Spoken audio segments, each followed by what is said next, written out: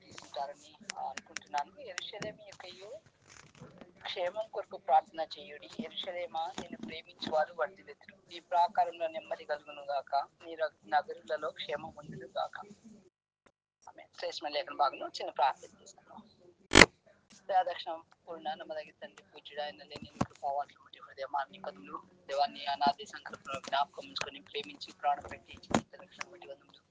రక్షకుడే రక్షణ ఉన్నతిలుగా నడిపించిన అన్నట్టుగా దినదినమున ఆయన నీ యొక్క ఆ వాక్యం ద్వారా నాతో మాతో నూతనంగా మాట్లాడుతూ మమ్మల్ని అన్ని విధాలుగా సరిచేస్తూ దేవా దినదినము దేవాన్ని స్వార్థను మాకు ధరింప చేయడానికి నా మాయడల్లా నీకున్న ఉన్నత ఉద్దేశాన్ని బట్టి దీర్ఘశాంతంతో నాలమాలను పనిచేస్తున్న నీ విధానాన్ని బట్టి హృదయమారా నీకు స్తుతులు స్తోత్రాలు. సజీవ గుంపులోంచి మనకు నూతన దినం దయచేసి ఈ రీతిగా నీ పాసనందుకు వచ్చి నీ స్వరం వినడానికి మమ్మల్ని జ్ఞాపకం చేసుకున్నందుకు వందములు ప్రభా. మరి మా గమనంలోకి తీసుకొచ్చిన దేవా జీవంగల మాటలు మట్టి వందములు దాని గురించి లోతుగా ధ్యానిస్తుండగా అర్హత లేని అద్భుతాన్ని ప్రభా పాపిని దయతో నన్ను క్షమించుము.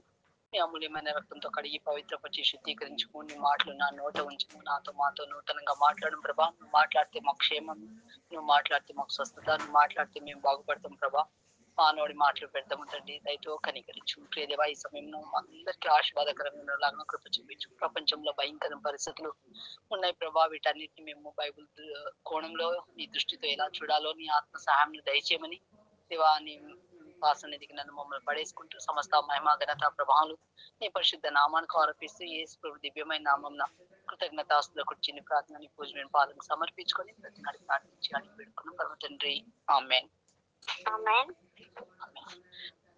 సిస్టర్స్ అందరికి మనకు తెలుసు ప్రపంచం అంతటా భయంకరమైన పరిస్థితుల్లో యుద్ధ వాతావరణాలు యుద్ధాలు జరుగుతా ఉన్నాయి. ప్రస్తుతం అయితే అది ఇజ్రాయెల్కి ఇరాన్ వాళ్ళకు యుద్ధం జరుగుతుంది. మరి వాటన్నిటిని రాజకీయ కోణంలో మనం పరిశీలించడానికి నాకైతే అంత పరిపక్వత లేదు, అది కాదు. కానీ అవన్నీ జరుగుతాయని దేవుడు ముందే చెప్పాడు.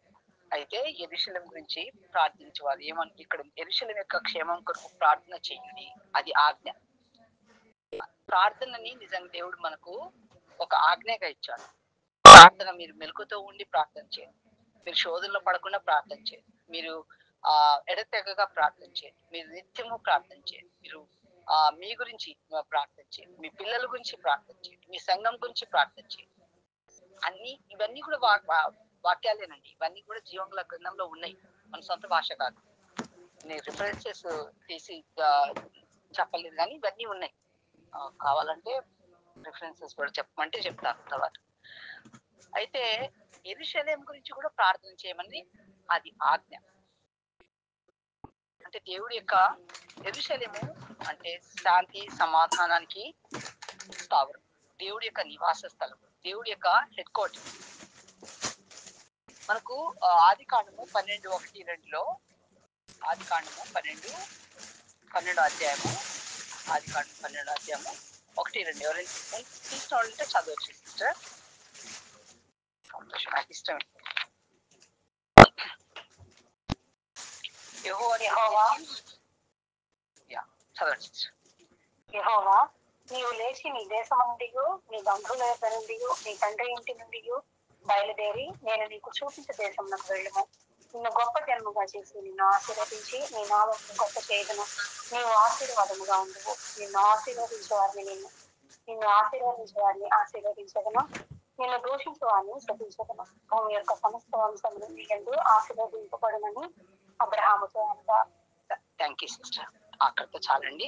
మనకు అన్ని తెలిసిన నేపథ్యం ఇవన్నీ కూడా మళ్ళీ మనం లోపలికి అదంతా వెళ్ళి వివరించుకోవడానికి మనకు టైం లేదు. కానీ అందరికి సుపరిచితమైన లేఖనాలే, సుపరిచితమైన వాక్యమే. అబ్రహాంని దేవుడు పిలుచుకున్నాడు. మరి విగ్రహారాధికుడు అన్న అబ్రహాంని దేవుడు పిలుచుకొని ప్రత్యేకంగా ఉన్న జనాంగంగా చేసుకొని అబ్రహాం ద్వారాగా ఈ లోకం అంతటి యాక్చువల్లీ మనకు తెలుసు, మనం దేవుడి స్వరూపంలో చేపట్టాము. ఆది కాండంలో ఆ స్వరూపాన్ని మనం పోగొట్టుకున్నాము. మన ఆజ్ఞ అతిక్రమించడం ద్వారా దేవుడి మాటకు విధేయత చూపించకపోవడం వలన, మరి అబద్ధానికి తావివ్వడం వల్ల, సాతాను యొక్క మాటకు చెప్పడం వల్ల మనము చేసుకున్న మరి ఆ యొక్క తప్పిదమును బట్టి దేవుడితో మనకు ససంబంధం తెగిపోయింది. దాన్ని తిరిగి సమకూర్చడానికి దేవుడు మనల్ని అక్కడితో వదిలిపెట్టక అక్కడనే మనల్ని నశింప చేయక ఇంకొక సృష్టిని సృష్టించుకోగలిగిన శక్తివంతుడైన దేవుడు తన మాటకి విధేయత చూపించి తన మాట ఇచ్చిన దేవుడు మరి నెరవేరుస్తాడు, అబద్ధం ఆడాడు. కాబట్టి తిరిగి ఈ యొక్క మానవాళిని సమకూర్చడానికి ప్రత్యేకమైన జనాంగాన్ని ఏర్పాటు చేసుకుని యేసు ప్రభువు వారు ఈ లోకానికి రావాల్సి ఉంది. కాబట్టి మరి అబ్రహాంని, మన పితరుడైన అబ్రహాంని పిలిచి వాగ్దానం ఇచ్చిన దేశానికి తీసుకుని వెళ్ళినట్టుగా ఆ తర్వాత మనం ఈ మధ్యనే వర్డ్స్ బై వర్డ్స్ మనం ధ్యానించుకుంటూ వస్తున్నాము మొదటి నుండి. కాబట్టి మనకు ఈ వృత్తాంతం అంత బాగా తెలుసు. కాబట్టి అబ్రహాంని పిలిచి అబ్రహాంకి వాగ్దానం ఇస్తాడనమాట. నిన్ను గొప్ప జనంగా చేసి నిన్ను ఆశీర్వదించి నీ నామమును గొప్ప చేయుదును, నీవు ఆశీర్వాదముగా ఉండువు, నిన్ను ఆశీర్వదించు వారిని నేను ఆశీర్వదించేదను, నిన్ను దూషించు వారిని శపించేదను. భూమి యొక్క సమస్త వంశంలో నీ యందు ఆశీర్వదింపబడుతుంది. సమస్త వంశం అందరూ మానవుడు. అయితే మనము అబ్రహాం సంతానం నుండి, యూదుల నుండి మనం రాలేదు. అయితే మనం ఇట్లా అబ్రహాము యొక్క సంతానంగా ఎలా చేయబడ్డాము, మనం ఎలా ఆశీర్వదింపబడతాం అనేది ఒక్కసారి గలతీయులకు రాసిన పత్రిక 3వ అధ్యాయము 8 చదవండి సిస్టర్. 3వ అధ్యాయం 8వ వచనం.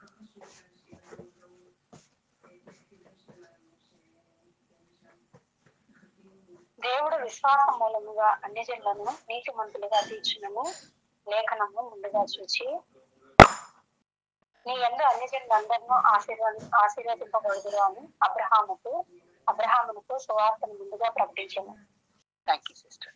అదండి, మనమందరము సువార్తను బట్టి, సువార్త అంటే మనకు తెలుసు, దేవాది దేవుడు మానవ రూపికి వచ్చి మరణించి భూస్థాపితం కాబట్టి పునరుద్ధరణై తిరిగి లేచాడు.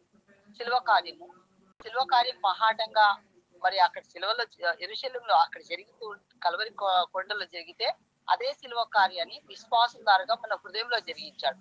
అందుకే మనం పాపమును ఒప్పింపచేసి నీతిగా జీవించు నిమిత్తము యేసు ప్రభువు వారిని సొంత రక్షకుడిగా మన హృదయంలో మనము స్వీకరించినాం. అందుకే సిస్టర్ కూడా చాలా చక్కటి పాట పాడారు. మన హృదయంలో ఆయన మన నివాసుడై ఉన్నాడు, మన హృదయాన్ని ఆయన నిర్మించుకున్నాడు తన నివాస స్థలంగా. కాబట్టి అతి రీతిగా మనము అబ్రహాం యొక్క ఆశీర్వాదంలో మనం కూడా పాలభాగస్వాములు విశ్వాసం ద్వారా అయినాం. అతి రీతిగా మనం కూడా విశ్వాసాన్ని బట్టి అబ్రహాం యొక్క సంతానమైనాం. కాబట్టి అపోస్తుల కార్యము 3:25-26 ఒకసారి చదవండి సిస్టర్. అపోస్తుల కార్యం 3:25-26.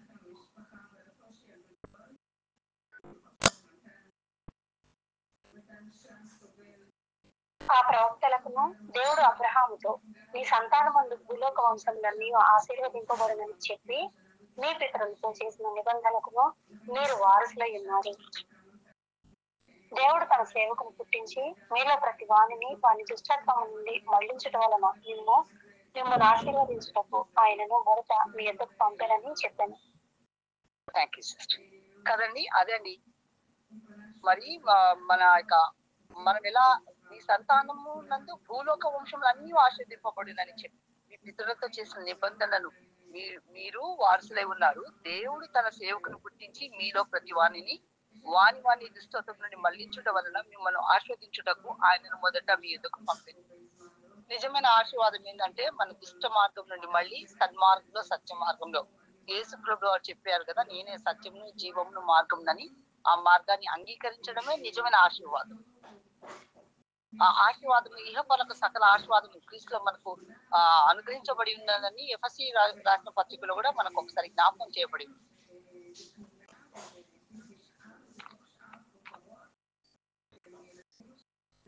ఒకసారి గలతీ 3:16 కూడా ఇంకొకసారి చదవండి సిస్టర్. 3:16.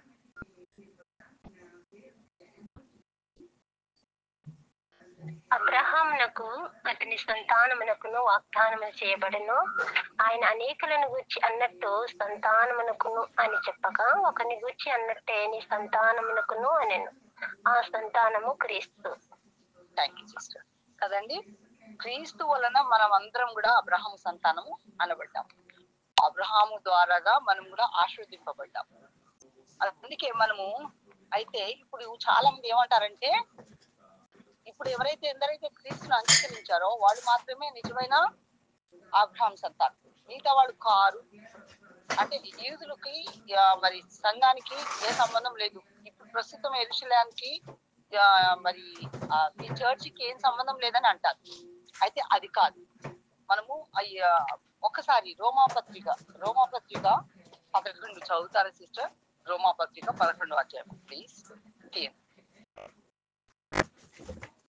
అలాగైన ఎడల నేను అడిగినదేమనగా, దేవుడు తన ప్రజలను విసర్జించిన అట్లనే రాదు. నేను కూడా ఇశ్రాయేలీయుడను, అబ్రహాము సంతానమందలి బెన్యామీను గోత్రమునందు పుట్టినవాడను.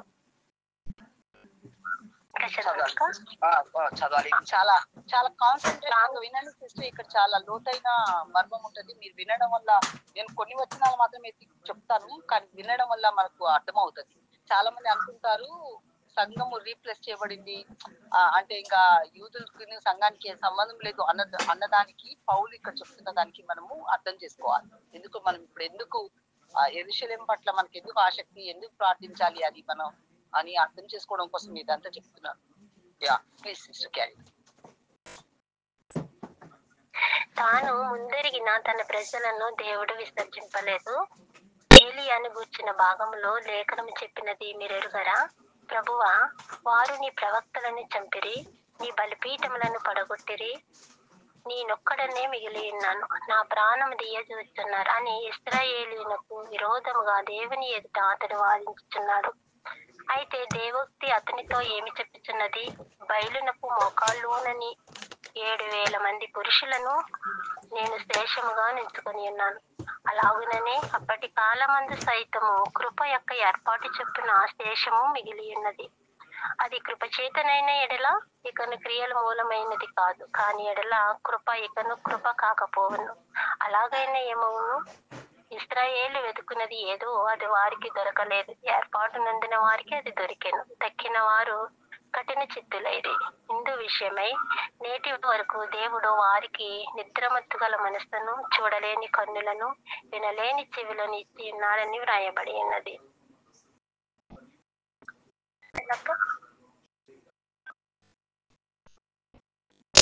ఇప్పుడు ఈ అధ్యాయం యాక్చువల్లీ మొత్తం చదివితే మనకు అర్థమవుతుంది ఏంటంటే ఇక్కడ ఇజ్రాయెల్తో దేవుడికి పని అయిపోలేదు. ఇజ్రాయెల్ వాళ్ళు మన ముందు చెప్తే ఇక్కడ 12వ వచనంలో ఏమంటదంటే, వారికి రోషం పుట్టించుటకే వారి తొట్టుపాటు వలన అన్యజనులకు రక్షణ కలిగింది. వారి తొట్టుపాటు లోకమునకు ఐశ్వర్యమును, వారి క్షీణ దశ అన్యజనులకు ఐశ్వర్యమును అయిన ఎడల వారి పరిపూర్ణత ఎంత ఎక్కువగా ఐశ్వర్యమగును. అర్థమైందండి? మనల్ని రక్షించడం కోసము వాళ్లకు తాత్కాలికంగా వాళ్ళకు ముసుగు వేసి ఉన్నాడు దేవుడు. వాళ్ళు మనం ఇందాక చదువుకున్నట్టుగా నేటి వరకు దేవుడు వారికి నిద్రమత్తు గల మనసును, చూడలేని కన్నులను, వినలేని చెవులను ఇచ్చి ఉన్నాడని రాయబడి ఉన్నది. అది ఇశ్రాయేలు గురించి చెప్పబడి ఉన్నది. మనల్ని రక్షించడం కోసం అందుకే అన్యజనుల యొక్క కాలం పరిపూర్ణమైనప్పుడు అని ఇంకొక చోట కూడా రాయబడి ఉంటది. వాళ్ళని దేవుడు దర్శిస్తాడు, వాళ్ళని దేవుడు రక్షిస్తాడు, వాళ్ళని దేవుడు తిరిగి ఏం చేస్తాడంట? 19వ వచనంలో ఒక్కసారి మనం చూసుకున్నట్టయితే వాళ్ళని దేవుడు ఏం చేస్తాడంట తిరిగి. అందుకు నేను 25వ వచనంలో అదేమనగా అన్యజనుల ప్రవేశము సంపూర్ణమగు వరకు ఇశ్రాయేలునకు కఠిన మనసు కొంత మట్టుకు కలిగెను.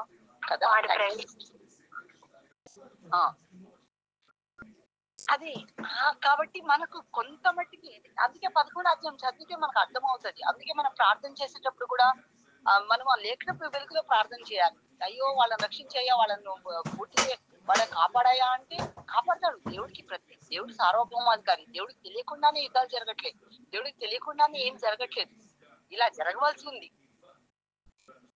కాబట్టి మనం భయపడని అవసరం లేదు, మనము దేనికి భయపడని అవసరం లేదు. ఎందుకంటే దేవుడు ఆధీనంలో ఉన్నాడు, దేవుడు సింహాసనాసీనుడై ఉన్నాడు. దేవుడు తెలియకుండా అసలు మన వెంట్రుక కూడా రాలేదంట, మన తల వెంట్రుకలు అన్ని లెక్కింపబడి ఉన్నాయంట. కాబట్టి మనం భయాందోళనకు గురి కావద్దు. మనం నిజం తెలిసిన వాళ్ళం, మన సత్యం ఎరిగిన వాళ్ళం, మనం దేనికి త్రొట్టిల్లకూడదు. మనం మన వాక్యపు వెలుగులో దేవుడి వైపు కనిపెట్టుకుంటూ ప్రార్థన చేసేవారిగా ఉండాలి. అందుకే పెద్ద వాళ్ళు అంటే ఇట్లా వాక్యం ధ్యానించి ప్రవచనాలు కళ్ళ ఎదుట నెరవేర్చబడ్డం చూసిన వాళ్ళు ఏమంటారంటే, ఒక చేత బైబుల్, ఒక చేత న్యూస్ పేపర్, అప్పట్లో న్యూస్ పేపర్ ఉండేది, న్యూస్ పేపర్ పట్టుకొని ఉండండి అంటారు. అందుకే లోకంలో ఏం జరుగుతుందో మనకు చూడకుండా ఉండడం కాదు, కానీ గమనించి వాటిని చూసి మనం భయాందోళన అవ్వడానికి ఎక్కడ లేదు. 19వ వచనంలో ఏమంటున్నాడు, అందుకు నేను అంటుకట్టబడు నిమిత్తము కొమ్మలు విరిచేయబడినవి నీవు చెప్పుదువు. మంచిది, వారు అవిశ్వాసంను బట్టి విరిచేయబడింది, నీవైతే విశ్వాసం బట్టి నిలిచి ఉన్నావు, గర్భింపక భయపడుము అంటాడు. దేని గురించి అంటున్నాడు? వాళ్ళని పక్కకు తోసేశారని మీరు అనుకుంటున్నారు, మేము రక్షించబడ్డామని మీరు అనుకుంటున్నారు. కాదు కాదు, వాళ్ళు మంచి పరిశుద్ధమైన, అందుకే ఇక్కడ ముందుకెళ్తే కొంచెం 13-14 చదివితే, అన్యజనులకు మీతో నేను మాట్లాడుచున్నది, నేను అన్యజనులకు అపోస్తలుడై ఉన్నాను కనుక ఏ విధమునైనను నా రక్త సంబంధులకు రోషం పుట్టించి వారిలో కొందరినైనాను రక్షించుకోవాలేనని నా పరిచర్యను ఘనపరచుచున్నాను. ఏమంటున్నాడు? వారిని విసర్జించుట లోకమును దేవునితో సమాధాన పరచుట అయిన ఎడల వారిని చేర్చుకునుట ఏమగును? మృతులు సజీవులైనట్టే అగును కదా. ముద్దలో మొదటి పిడికెడు పరిశుద్ధమైనదైతే ముద్ద అంతయు పరిశుద్ధమే. వేరు పరిశుద్ధమైతే కొమ్మలు పరిశుద్ధులై. వేరు ఎవరు ఇక్కడ? ఇజ్రాయేలు వాళ్ళు. పరిశుద్ధమైన కొమ్మ ఎవరు? వీళ్ళు. పరిశుద్ధమైన ముద్ద ఎవరు? ఇజ్రాయేలీలు. ఆ పరిశుద్ధమైన మంచి ఆలి మొక్కలతో తర్వాత ఉంటది ఇక్కడ అడవి ఆలి మొక్కలు. అయితే కొమ్మలో కొన్ని విరిచివేయబడి అడవి ఓలి మొక్కలైన నీవు వాటి మధ్య అంటు కట్టబడి ఉన్నావు. మనం అంటు కట్టబడుతున్నాం, మనము గ్రాఫ్ట్ అవుతున్నాం, మనము విముడుతున్నాము, మనము వాళ్ళలో. అందుకే ఇంకొక పత్రికలో కూడా ఉంటుంది, వాళ్ళ ఐశ్వర్యము, వాళ్ళు వాగ్దానం కలిగిన వాళ్ళు, వాళ్ళకు వాగ్దానం ఇచ్చాడు దేవుడు, వాళ్ళకు నిబంధన ఇచ్చాడు, వాళ్ళకు దేవోక్తి ఇచ్చాడు. ధర్మశాస్త్రం వాళ్ళ నుండే వచ్చింది. రక్షణ ఈదుల నుండి అని సమరయ స్త్రీతో కూడా చెప్తాడు యేసు ప్రభువు వారు. సో ఈదులతో పని అయిపోలే, యూదులను రక్షిస్తే ఎట్లుంటది? వాళ్ళని కొద్ది కాలం పక్కన పెడితేనే మనకు ఐశ్వర్యము. వాళ్ళని మనల్ని సమకూరిస్తే ఇంకెంత ఐశ్వర్యము, ఇంకెంత గొప్ప శాంతి, సమాధానం, నెమ్మది. దేవుడి రాజ్యంలో మనం అందరం కలిసి అబ్రహాం సంతానంగా లోకమందరూ ఆశీర్వదింపబడతారు. ప్రతి దానికి కాలం ఉంటుంది, ప్రతి దానికి సమయం ఉంటుంది. ఇవి తెలియాలి మనకు. మనం ఎవరము, వాళ్ళెవరు, ఇవన్నీ ఎందుకు జరుగుతున్నాయని కూడా తెలియాలి. తెలిసే మనం భయపడము. ఎస్పెషల్లీ 25లో, అందుకే 25 వచనంలో మళ్ళీ చదువు, సహోదరులారా మీ దృష్టికి మీరే బుద్ధిమంతులని అనుకొనకుండునట్లు ఈ మర్మము మీరు తెలుసుకొనగోరుచున్నాను. ఏ మర్మం అంటది? అనగా అన్యజనుల ప్రవేశము సంపూర్ణ మగు వరకు ఇజ్రాయేలులకు కఠిన మనసు కొంత మట్టుకే కలిగెను. వారు ప్రవేశించినప్పుడు విమోచకుడు సియోను నుండి వచ్చి యాకోబుల నుండి భక్తిహీనతను తొలగించును. నేను వారి పాపములను పరిహరించినప్పుడు నా వలన వారికి కలుగు నిబంధన ఇదియే అని వ్రాయబడినట్టు ఇజ్రాయేల్ జనులందరూ రక్షింపబడుతుంది. ఆ రక్షణ దినాలలో మనం ఉన్నాము. అన్నిల యొక్క కాలం పరిపూర్ణం అవుతుంది, క్షణాల్లో ఉన్నాం.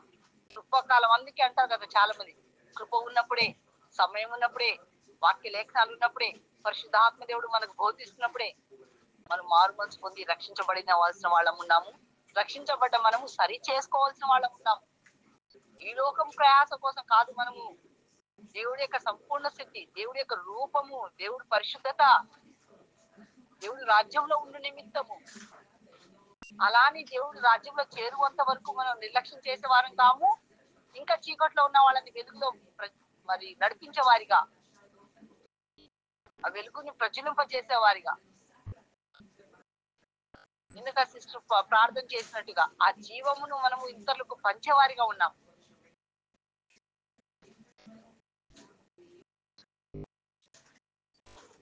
సువార్త విషయం అయితే వారు మిమ్మల్ని బట్టి శత్రువులు గాని, ఏర్పాటి విషయం అయితే పితరులను బట్టి ప్రియులై ఉన్నారు. సువార్త వాళ్ళు అంగీకరించలేదు. అంగీకరించకపోవడానికి కూడా కారణం చెప్పాడు దేవుడు, మనల్ని రక్షించడం కోసం వాళ్ళని తాత్కాలికంగా పక్కన పెట్టాను. 32లో అందరి ఎడల కరుణ చూపవలేనని దేవుడు అందరినీ అవిధేయత స్థితిలో మూసివేసి బంధించి ఉన్నాడు. అదండి, అందరినీ రక్షించడం కోసం అందరినీ ఏదో ఒక అలా ఒక ఆయన కరుణ చేత అవిధేయత స్థితి, లోబడని స్థితి. ఎందుకు అంటే మిగతా వాళ్ళు ఇప్పుడు నేను లోబడకుండా ఉన్నాను అనుకోండి, అలా ఇంకొకరు రక్షించబడతారు. ఏమో అందుకే యూదుల యొక్క లోబడిన స్థితి అన్నిల యొక్క రక్షణ స్థితి అయింది. అలా అందరినీ రక్షించడం కోసం అందరినీ, మానవులందరూ ఆయన బిడ్డలమే. యూదులను ప్రత్యేకంగా ఎందుకు చేసుకున్నాడంటే ఒక ప్రత్యేకమైన జనాంగం నుండి ఆయన ఈ లోకానికి రావాలనుకున్నాడు. కాబట్టి కలుషితం కాని ఒక ట్రైబ్ ని ఆయన అట్లా ఏర్పాటు చేసుకొని ఉంచుకున్నాడు అని చెప్పిన రీతిగా ప్రవచనాల్లో చెప్పబడిన రీతిగా అందరము ఆది దంపతుల నుండి వచ్చిన వాళ్ళమే. ఆ తర్వాత నోహ దినంలో అందరూ మరణిస్తే 8 మంది రక్షించబడితే ఆ 8 మంది ముగ్గురు నోహ యొక్క సంతానం నుండి మనం అందరం వచ్చిన వాళ్ళమే. ఇంకెవరికైనా ఏదైనా మా వాళ్ళు మీ వాళ్ళని ఉన్నాయేమో అవన్నీ తీసేయండి. క్రీస్తులు అందరం ఒకటే. సరే ఆ నేపథ్యంలో పెరిగి పుట్టుట, ఆయా భాషలు మాట్లాడట, ఆయా దేశాల్లో ఉండుట, ఆయా ఖండాల్లో ఉండుట ఓకే. ఆయనంత మాత్రాన వాటిని బట్టి మక్కువ కాదు మనకు, క్రీస్తుని బట్టి మక్కువ. మానవ రూపం దేవుడి రూపంలో చేసుకున్న మానవుని ప్రేమించడానికి దేవుడి యొక్క ప్రేమ మనము చాటడానికి మనకు ఆ ప్రేమ మనకు కావాలి. ఆ ప్రేమ ఉంటేనే విలియం కెరీ లాంటి వాళ్ళు మన దేశానికి వచ్చి పరిచర్య చేశారు. ఆ ప్రేమ ఉంటేనే ఆఫ్రికా వెళ్ళి పరిచర్య చేశారు. ఆ ప్రేమ ఉంది కాబట్టి చైనా వెళ్ళి పరిచర్య చేశారు.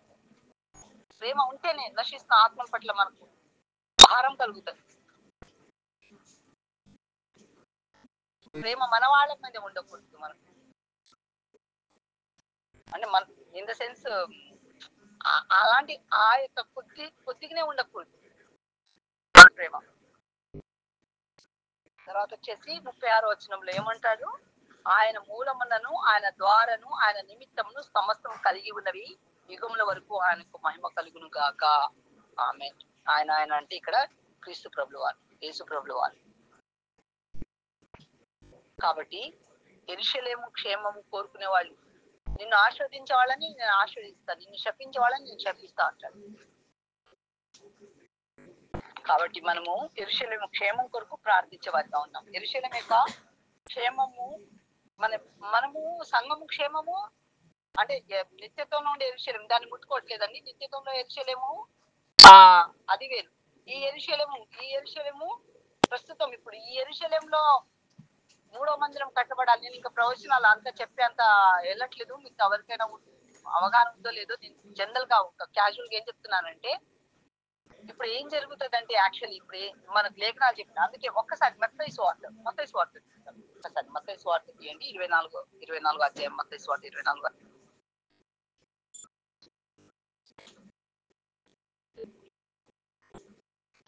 యేసు దేవాలయం నుండి బయలుదేరి వెళ్ళిచుండగా ఆయన శిష్యులు ఆ దేవాలయపు కట్టడములు ఆయనకు చూపించు వచ్చిరి.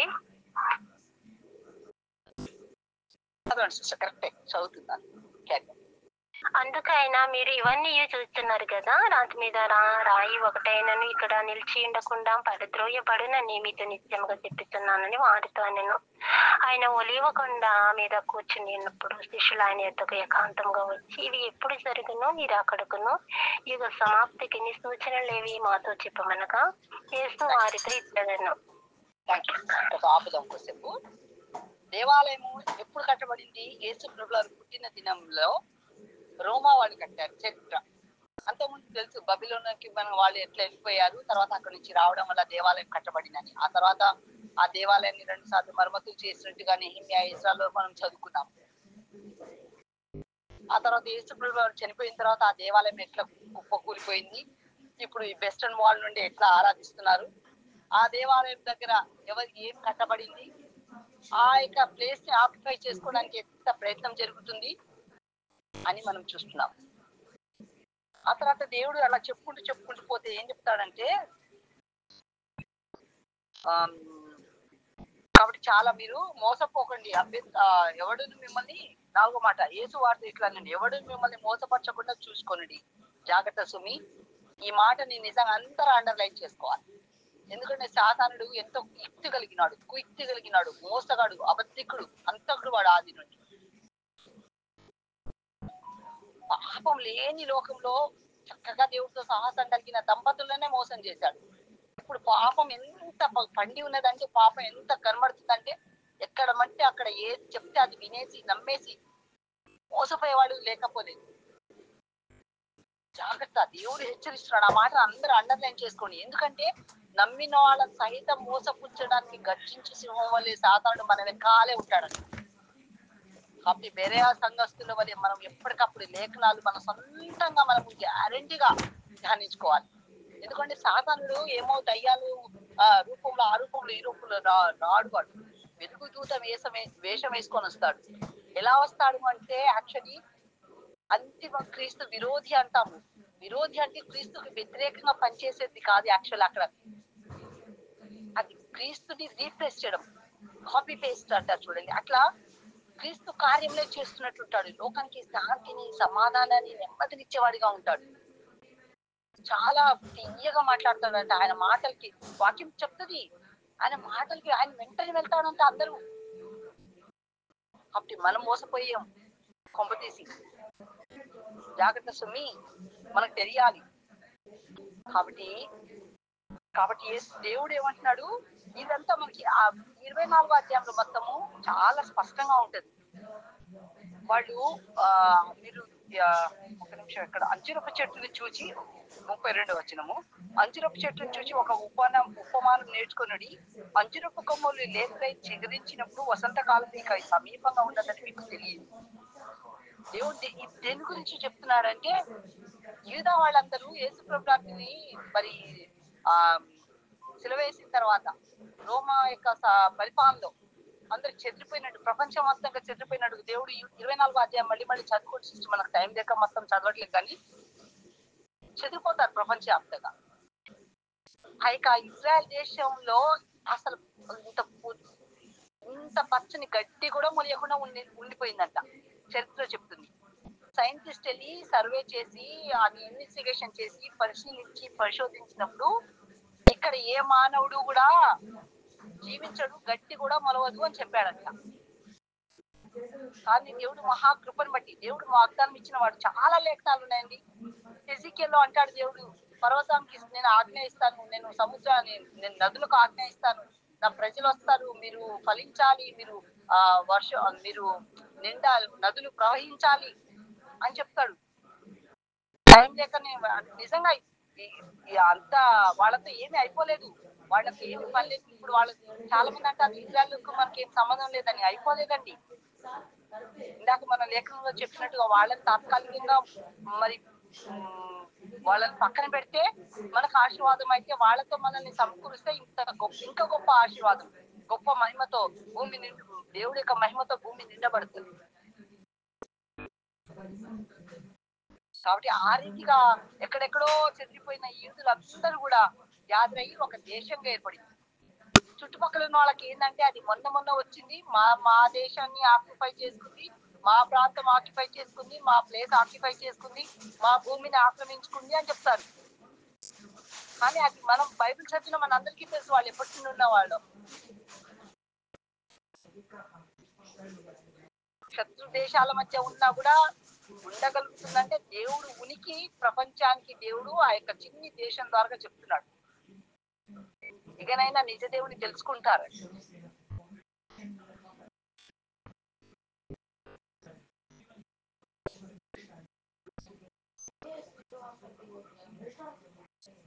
ఆ తర్వాత వచ్చేసి మనకు చెప్పినట్టుగా వాళ్ళు ఆ ప్రకారంగా మీరే సంగతులన్నీ జరుగుట చూచినప్పుడు ఆయన సమీపంలో 34-33 నుండి చదువుతున్నాను సిస్టర్. మత్తయి 24లో ఆ ప్రకారమే మీది సంగతులన్నీ జరుగుట చూచినప్పుడు ఆయన సమీపంలో ద్వారం దగ్గరే ఉన్నాడని తెలుసుకుంది. ఇవన్నీ జరుగు వరకు ఈ తరము గద్దింపదని నిశ్చయంగా మీద చెప్తున్నాను. ఆకాశము భూమి గద్దించును గాని నా మాటలు ఏమాత్రము గద్దింపవు. దేవుడిచ్చిన మాటలు ఏ మాట కూడా పోదు. వాళ్ళు చెదిరిపోవడం జరిగింది, వాళ్ళ దేశంగా ఫామ్ అవడం జరిగింది, తిరిగి వాళ్ళ దేశంగా కట్టబడిన తర్వాత ఎన్ని యుద్ధాలు, వాళ్ళ దేశంగా ఏర్పాటు జరిగిన దగ్గర నుంచి యుద్ధాలు జరుగుతూనే ఉన్నాయి. ఈ యుద్ధాలు జరుగుతూనే ఉంటాయి, కొత్త ఏం కాదు. ఈరోజు భయపడేది ఏం లేదు. యేసు ప్రభువు వారు వచ్చేదాకా యుద్ధాలు జరుగుతూనే ఉంటాయి. ఇప్పుడు ఈ యుద్ధాన్ని తాత్కాలికంగా మరి అంతిమ క్రీస్తు విరోధి వచ్చి ఆపి 7 సంవత్సరాలు నిబంధన చేస్తాడని దానియేలు గ్రంథంలో రాయబడి ఉన్నది. అదే రీతిగా ఇంకా ఇంకొక చోట కూడా ప్రకటన గ్రంథంలో రాయబడినది. కాబట్టి తను ఏలుబాటు చేయడానికి అంతిమక్రీస్తు ఏర్పాటు చేయడానికి కూడా ప్లాట్ఫామ్ సిద్ధపడి ఉన్నది. కాబట్టి మనం యుద్ధాలు జరుగుతున్నప్పుడు మనం దేనికి భయపడక మెలకుతో ఉండి జాగ్రత్తగా ఉండి ప్రార్థన పూర్వకంగా దేవుడు రాకడిని కనిపెట్టే వారిగా ఉండాలి. ప్యానిక్ అవ్వడానికి ఏం లేదు. మనం ఎందుకు మనము భయపడని అవసరం లేదు దేనికి కూడా. ఆ యెరూషలేము నుండి యేసు ప్రభువు వారు 1000 సంవత్సరాలు ఏలనై ఉన్నారు. జకర్యా 8:3 ఒక్కసారి చదువుతారు. ఒక్కసారి జకర్యా 8:3.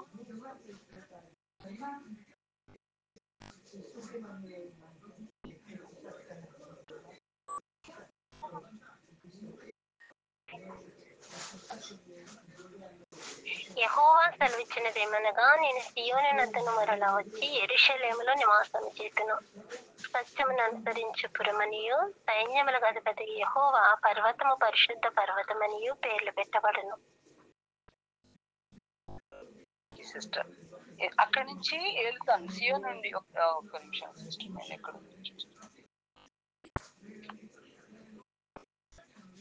కదా అక్కడి నుంచి దేవుడు ఏలనై ఉన్నాడు. యేసు ప్రభువు వారు అక్కడి నుంచి ఏలనై ఉన్నాడు.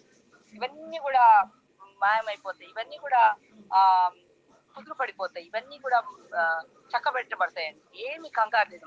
మన దేవుడే రాజ్యం వేస్తాడు. శాశ్వత రాజ్యం ఆయనది. కాబట్టి మనము భయాందోళనకు గురి కానవసరం లేదు. ఇవన్నీ జరగనై ఉన్నాయి, జరుగుతా ఉన్నాయి. ఇక మీద కూడా మరి మనము వెలుగుతో ఉండి వీటిని మనము కనిపెట్టుకుంటూ ప్రార్థన చేసేవారుగా ఉన్నాం. జకర్యా 8:3 కదా.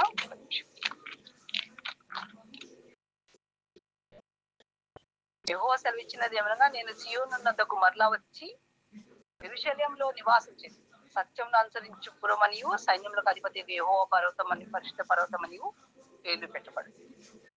అది దేవుడు అక్కడి నుంచి ఏలనై ఉన్నాడు. దేవుడు అక్కడి నుంచి పరిపాలించనై ఉన్నాడు. దేవుడు మరలా వస్తున్నాడంటే అంతకుముందు వచ్చాడు, మానవుడిగా వచ్చాడు, శిలోకార్యం జరిగించాడు, వెళ్ళిపోయాడు. ఇప్పుడు రాజుగా వస్తాడు, ఏలుతాడు. మెయిన్ టైంలో ఇవన్నీ జరగవలసి ఉన్నాయని మనకు చెప్పాడు. చెప్పినట్టుగానే జరుగుతున్నాయి. కాబట్టి మీరు దేనికిను మరి అక్కడ ఉన్న సిస్టర్స్ ఎవరు కూడా భయపడద్దు. మరి మీరు జాగ్రత్తగా ఉండి ప్రార్థన చేద్దాం, ప్రార్థన పూర్వకంగా ఉంటాము. ఒక్కసారి యెషయా 2:3 ఒకసారి చదువుతారు సిస్టర్. యెషయా 2:3.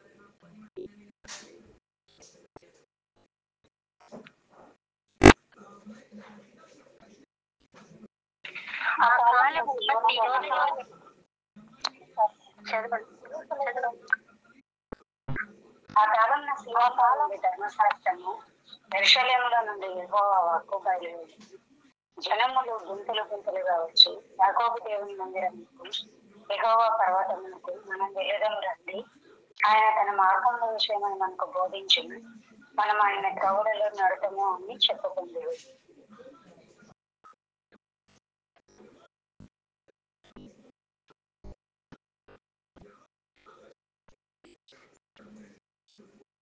అక్కడ మ్యూట్ లో ఉంది. సారీ, మ్యూట్ లో ఉంది. జనులు గుంపులు గుంపులుగా వచ్చి మరి యాకోబు దేవుని మందిరమునకు యెహోవా పర్వతమునకు మనం వెళుదాం రండి. ఆయన తన మార్గముల విషయమై మనకు బోధించును. మనం ఆయన త్రోవలో నడుచుకుందామని చెప్పుకుంది. ఇప్పుడు యుద్ధం చేసేవాళ్ళు, ఇప్పుడు ఫైటింగ్ చేసేవాళ్ళు, ఇప్పుడు శత్రు దేశాలుగా ఉన్న వాళ్ళు అందరూ కూడా దేవుడు అనాది సంకల్పంలో ఆయన ప్రణాళికలో ఉన్న వాళ్ళందరూ మార్చుకుంటున్నారు. అందరూ దేవుడు రాజ్యానికి వస్తారు. అందరూ ఎవరైనా రాకపోతే ఆ రాజ్యం వంటి కంటే వర్షం కూడా కురవదంట. 1000 ఏళ్ల పరిపాలన అది ఇంకొక ఇది అనుకోండి. కాబట్టి మనం దేనికి కూడా భయపడదు. ఒక్కసారి అదే యెషయా 64:7-11 చూద్దాం. ఒక్కసారి మనం ఏమని ప్రార్థించే వారిగా ఉన్నాం. యెషయా 64:7-11. నీ నామమును బట్టి మొరపెట్టువాడు ఒక లేకపోయింది.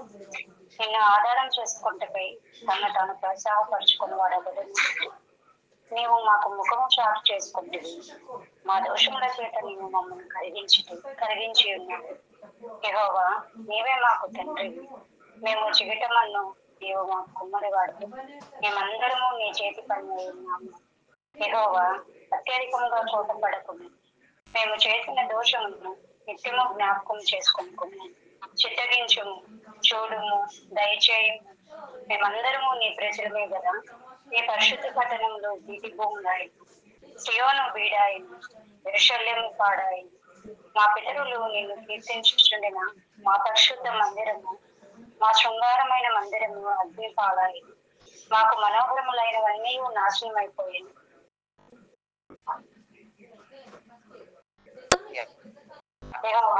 చూచి ఊరుకుందువా, మౌనంగా నుండువా, అత్యధికంగా మమ్మల్ని శ్రమ పెట్టిందివా అని థ్యాంక్ యూ అని ఆ రోజు మన పితరులు ప్రార్థన చేసి కట్టిన ఇదే ప్రార్థన మనం కూడా, ప్రభువా నువ్వు ఏలే పర్వతం, నువ్వు పరిపాలించే దేశము, నీ ప్రజలు ఇంకా రక్షించబడేవాడు ఉన్నారు నాయన, మమ్మల్ని రక్షించడానికి వాళ్లకు నువ్వు తాత్కాలిక కలిగించడం, దయతో తొలగించు, దయతో వాళ్ళని దర్శించు, దయతో వాళ్ళని రక్షించము.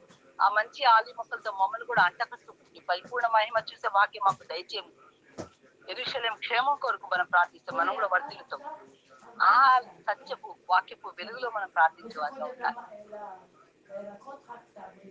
అది నీ స్థానం, నువ్వు కోరుకున్నావు, నువ్వు నివాసం చేయడానికి ఇష్టపడ్డావు, నువ్వు అక్కడి నుంచి పరిపాలించడానికి ఇష్టపడ్డావు. ఇంకా భౌగోళికంగా, చారిత్రకంగా, రాజకీయంగా ఆ కోణంలో చెప్పట్లేదని, మనం ఆత్మీయంగా రక్షించబడ్డ మనకు వాళ్ళకి ఏం సంబంధం ఉందని కొన్ని మాటలే చెప్పినారు. ఇంకా భౌగోళికంగా చూసుకుంటేనంట అది భూమి మొత్తంలో మధ్యలో ఉంటదంట, మధ్యలో మన శరీరంలో నాభి ఉన్నట్టు ఉంటదంట. సో ఆ కోణంలో ఇంకా చూడట్లేదు. కాబట్టి మనము ఒక్కసారి యోహాను 14:1-3 చూసుకొని మనం ప్రార్థనకు వెళ్తాం. యోహాను 14.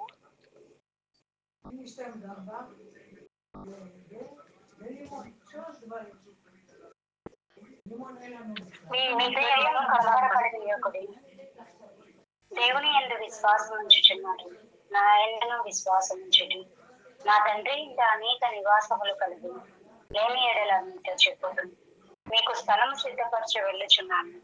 నేను వెళ్ళి మీకు స్థలం సిద్ధపరచిన ఎడల నేనుండు స్థలంలో మీరును ఉండేలాగును మరలా వచ్చి నా యుద్ధ ఉండటకు మిమ్మల్ని తీసుకొని పోవదును. శ్రేష్టమైన మాట, శ్రేష్టమైన ఆదరణ మాట దేవుడు మనకు యేసు ప్రభుల వారు వెళ్తా వెళ్తా శిష్యులకు చెప్పిన మాట. శిష్యులకు కాదు, ఆ తర్వాత ఇప్పుడు 14, 15, 16, 17 అధ్యాయాలు చదివినామంటే యోహాను సువార్తలో అసలు మనకు నిజంగా ఎంత ధైర్యం అంటే, ఎంత కనివిప్పు అంటే, నేను వాళ్ళ గురించే చేసేది ప్రభు ప్రార్థన, వీళ్ళ మాటను బట్టి నమ్మిన వాళ్ళ నిమిత్తం కూడా చేస్తున్నాను అంటాడు దేవుడు. అది ఈ రోజు నీ గురించి నా గురించి కూడా దేవుడు ప్రార్థన చేశాడు.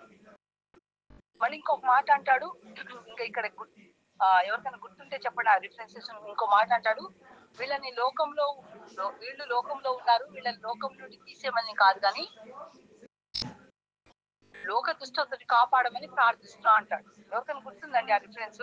ఆ రిఫరెన్సెస్ ఎక్కడుందో, ఆ రిఫరెన్స్ ఎక్కడైనా ఇందులోనే ఉంటాయి. కాబట్టి మనము దేవుడు ప్రార్థన అంటే, యేసు ప్రభువు గారి ప్రార్థన తండ్రి అని దేవుడు తిరస్కరిస్తాడండి. 18 ఇదే వచనంలో, ఇదే అధ్యాయం 17వ అధ్యాయం. Thank you sister. అవన్నీ మనకు ఏమనిపిస్తుంది అంటే ధైర్యం పుట్టిస్తుంది. దేవుడు వాక్యమే మనకు ధైర్యం పుట్టిస్తుంది, దేవుడు మాటలే మనకు ఆదరణ ఇస్తుంది, దేవుడు మాటలే మనకు బహుధైర్యం పుట్టిస్తుంది. అందుకే 1000 మంది పక్కన పడిన 10,000 మంది కుడి పక్కన పడినందుకు మనకు ఏ అపాయం రాదని దేవుడే మాట ఇచ్చాడు కాబట్టి కాపాడతాడు. మనమే ఇప్పుడు సమయంలో చూస్తున్నాం కదా, దావీదు ప్రాణాన్ని ఎంత బాగా కాపాడాడు అసలు దేవుడు. అసలు ఎదురుగున్న దావీదు అసలు చనిపోవచ్చు, దేవుడు కాపాడని. మరణము జీవము యెహోవా వశం అంట. మరణము ఆయన కాపాడకపోతే ఎవరు కాపాడలేరు. అంటే దేవుణ్ణి ఆశయపురంగా చేసుకోవాలి, దేవుడిని దుర్గంగా చేసుకోవాలి, దేవుడిని దాగుచోటుగా చేసుకోవాలి, దేవుడిలో ఉండాలి. మాట ఇచ్చినవాడు నమ్మదగినవాడు, అబద్ధం ఆడనేరడు.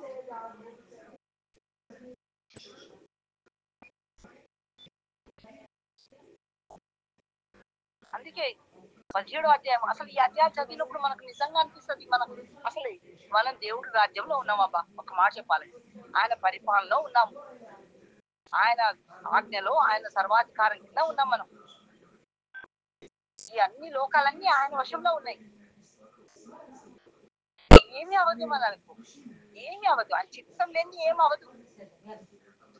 అప్పుడు భయపడదు. భయము ఉరిచేస్తుందంట, సామెతలో ఉంటుంది. భయపడకూడదు, మనం దేనికి భయపడకూడదు. మనం ఈ దేహాలను చంపే వాళ్ళకి భయపడొద్దని యేసు ప్రభువు వారే అంటారు. దేహాన్ని ఆత్మని అగ్నికి ఆహుతి చేయగలిగిన తండ్రికి భయపడమంటాడు. అందుకే స్వార్థ తెగించి చెప్పగలిగారు, కంఫర్ట్ జోన్ నుంచి వచ్చి చెప్పగలిగారు. నీవు నన్ను లోకమును పంపిన ప్రకారం నేను వారిని లోకమునకు పంపితిని, వారిని సత్యమందు ప్రతిష్ఠింప చేయబడినట్లు వారి కొరకై నన్ను ప్రతిష్ఠ చేసుకొంచున్నాను. మరియు నీవు నన్ను పంపితివని లోకము నన్ను నమ్మునట్లు తండ్రి నా యందు నీవును నీ యందు నేను నన్నులాగున వారును మన యందు ఏకమై ఉండవలేనని వారి కొరకు మాత్రమే నేను ప్రార్థన చేయటం లేదు. వారి వాక్యం వలన నా యందు విశ్వాసం నుంచి వారందరూ ఏకమై ఉండవలేనని వారి కొరకు ప్రార్థించుచున్నాను. మనం ఏకమై ఉన్నలాగున వారును ఏకమై ఉండవలేనని నీవు నాకు అనుగ్రహించిన మహిమ నేను వారికి ఇచ్చితిని. దేవుడు అంత ప్రేమగా మనల్ని నిజంగా ప్రేమించి ప్రాణం పెట్టి ఆయనలో దాచుకొని అంటాడు కదా యేసు ప్రభువు వారు, నా నుండి నా తండ్రి చేతి నుండి మిమ్మల్ని ఎవరు అపహరించగలరండి. వాళ్ళ ఇట్లా అరిచే వాళ్ళ ఈ రెండు చేతులు, మనం ఈ రెండు చేతులు మనం పెట్టినప్పుడు ఇలా అంటాం, మన చేతిలో ఏదన్నా తీసుకొని ఎవరైనా వెళ్ళగలుగుతారా? మన చేతిలో తీసుకొని వెళ్ళగలుగుతారు, ఎందుకంటే మనం శక్తిహీనులం కదా. కానీ దేవుడిని కాదని దేవుడి చేతి నుంచి ఎవరైనా అపహరించగలుగుతారా మనల్ని? ఆయనలో దాచుకుని ఆయన ఆత్మతో ముద్రించుకున్నాడు. ఒక పోస్ట్ లెటర్ స్టాఫే ఎవరు రిమూవ్ చేయరు. లోక అథారిటీ ఎవరైనా లెటర్ పంపిస్తే, ఎవరికైనా కొరియర్ వచ్చినప్పుడు దాన్ని ఎవరు రిమూవ్ చేసి ఎవరు ఏముందో చూద్దామని చూడరు. అలాంటి దేవుడి యొక్క ముద్రతో మనం ముద్రింపబడి ఉన్నాం. దేవుడి ప్రేమ నుండి మనల్ని ఏది విడబాయమని పౌలు కూడా రోమాపత్రికలో చెప్తా ఉన్నాడు. కాబట్టి మనం ధైర్యం వహించి మనము ఈ పరిస్థితులను బైబిల్ కోణంలో, బైబిల్ దృష్టిలో, దేవుడి దృష్టిలో, దేవుడి కోణంలో మనం చూస్తే మనం ధైర్యంగా ఉంటాం. ఇవన్నీ జరుగుతాయి. అయితే పసిపిల్లలు బలైపోతున్నారు, కరెక్టే. అన్యాయంగా ఆస్తి పాడైపోతుంది, అన్ని పాడైపోతుంది మొత్తం. మనం ఏం చేయలేము, ప్రార్థన చేయడం, వాళ్ళకి ఆదరణ తెచ్చింది, ప్రాణ నష్టం కలగకుండా కాపాడమని అడగడమే. భూకంపాలు జరుగుతున్నాయి, వరదలు వస్తున్నాయి, మన క్రాష్ ఎట్లా ప్లేన్ ఎట్లా క్రాష్ అయిపోయింది, ఎంతమంది వాళ్ళకి అందరు భవిష్యత్తు ఉన్నవాడి. ప్లేన్ లో క్రాష్ అయి చనిపోయిన వాడు ఒక ఎత్తు అయితే, అక్కడ డాక్టర్స్ గా, నర్సెస్ గా భవిష్యత్తు కట్టుకోవడానికి కలలు కంటున్న బిడ్డలు, తల్లిదండ్రులు ఎన్నో సప్పులు చేసో తినక పస్తులుండి బిడ్డలు చదివించుకోవాలని ఏం చేయలేము. మనం ఏది ఆపగలుగుతాము? కాబట్టి మనం వీటన్నిటిని చూసి భయపడక దేవుడిచ్చిన వాగ్దానాన్ని బట్టి ధైర్యం కలిగి దేవా నీ చిత్తాన్ని నెరవేర్చుకో, నువ్వే కాపాడు, నీకు సమస్తం వెలుగుతుంది. కాబట్టి యెరూషలేము క్షేమం కొరకు ప్రార్థించేవారు వర్ధిల్లుతారు. కాబట్టి మనం ప్రార్థించడానికి బద్దులమై ఉన్నాం. వాళ్ళని తిరిగి మంచి ఆలి మొక్కలతో ఏడు మొక్కను అంటు కడుతున్నాడు కాబట్టి వాళ్ళని తిరిగి గ్రాఫ్ట్ చేస్తాడు. కాబట్టి ఆ సంపూర్ణ స్థితి పొందు నిమిత్తం మనం ప్రార్థించడానికి భద్రమై ఉన్నాం. దేవుడి లేఖన భాగంను దీవించి మనల్ని బలపరిచి ప్రార్థనలో నడిపించును గాక. ఆమేన్. Thank you so much.